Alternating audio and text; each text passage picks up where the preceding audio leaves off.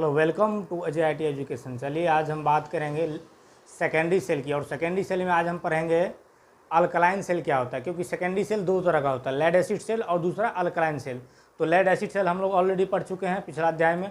आज हम पढ़ेंगे अल्कलाइन सेल क्या होता है। तो ये जो अल्कलाइन सेल होता है ये भी दो तरह का होता है, निकिल आयरन सेल एवं निकिल कैडमियम सेल।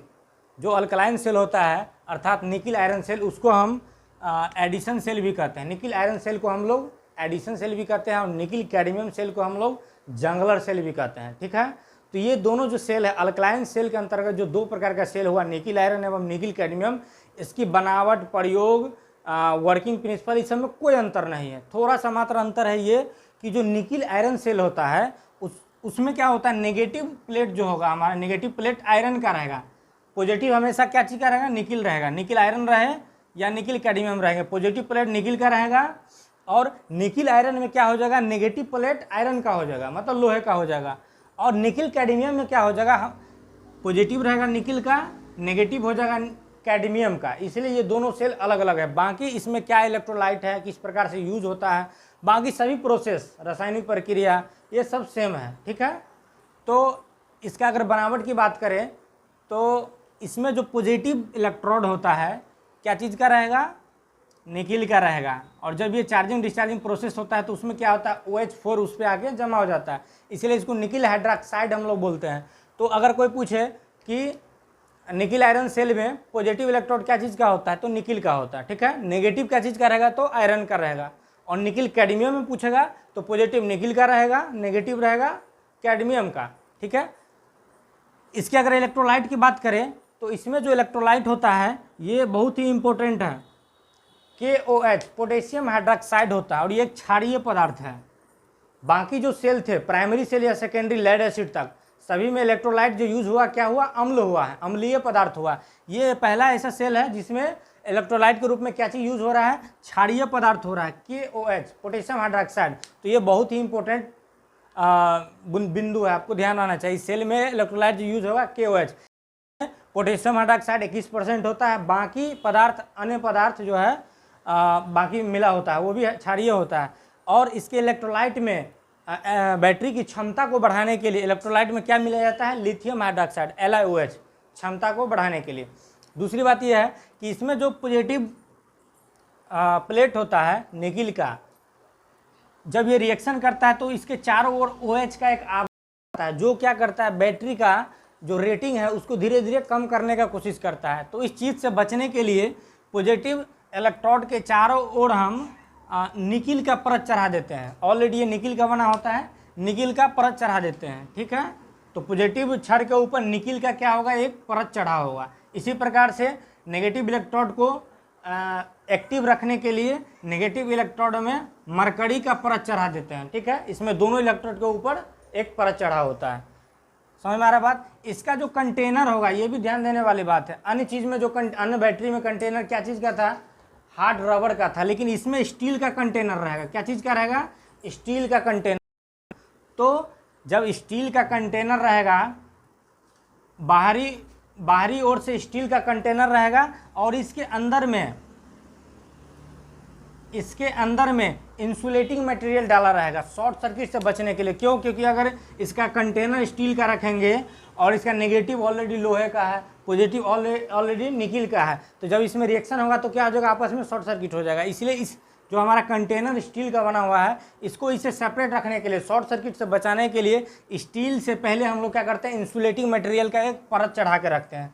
समझ में आ रहा बात। कंटेनर और प्लेट के बीच क्या रहता है, इंसुलेट रहता है, इंसुलेटिंग मटेरियल डाला रहता है, जिससे शॉर्ट सर्किट से बचा जा सके। समझ में आ गया।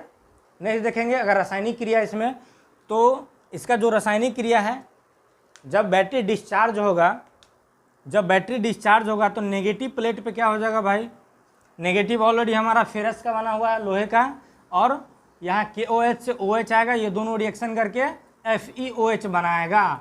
मतलब जब बैटरी डिस्चार्ज होगा तो बैटरी का कलर कैसा हो जाएगा, फेरस हाइड्रोक्साइड की तरह हो जाएगा। मतलब बैटरी का नेगेटिव इलेक्ट्रोड फेरस हाइड्रोक्साइड का बना रहेगा। ठीक है, उसी प्रकार से अगर पॉजिटिव का देखेंगे, जब पॉजिटिव में डिस्चार्जिंग होगा तो निकिल हाइड्रोक्साइड ऑलरेडी यहाँ पे बना हुआ है, ये पोटेशियम के साथ रिएक्शन करके NiOH बनाएगा और 2KOH बनाएगा।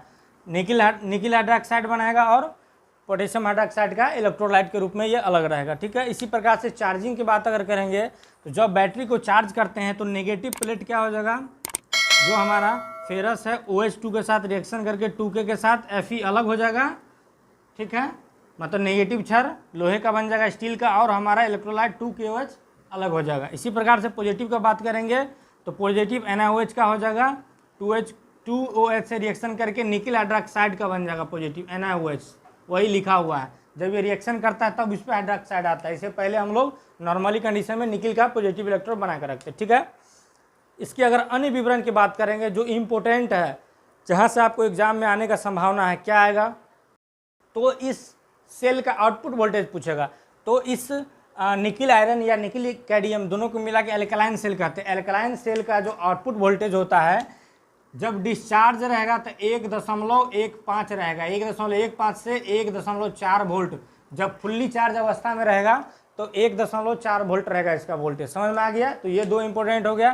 तीसरा इसमें क्या है, इसका विशेषता कि इस सेल का जो इलेक्ट्रोलाइट होता है उसका अपेक्षित घनत्व नहीं बदलता है। चार्जिंग डिस्चार्जिंग कुछ भी करेंगे तो उसका अपेक्षित घनत्व क्या रहता है, स्थिरांक रहता है, नहीं बदलता है। ये एक इसका विशेषता है। तो इस सेल का स्पेसिफिक ग्रेविटी जो होता है, अपेक्षित घनत्व कितना होगा, 1.280, चाहे चार्जिंग अवस्था हो या डिस्चार्जिंग अवस्था हो। लेड एसिड सेल में क्या हो रहा था, जब डिस्चार्ज हो रहा था तो कम रहा था, चार्ज हो रहा था तो अलग हो रहा था। लेकिन इस सेल का विशेषता है, इसका जो है स्पेसिफिक ग्रेविटी स्थिरांक होता है।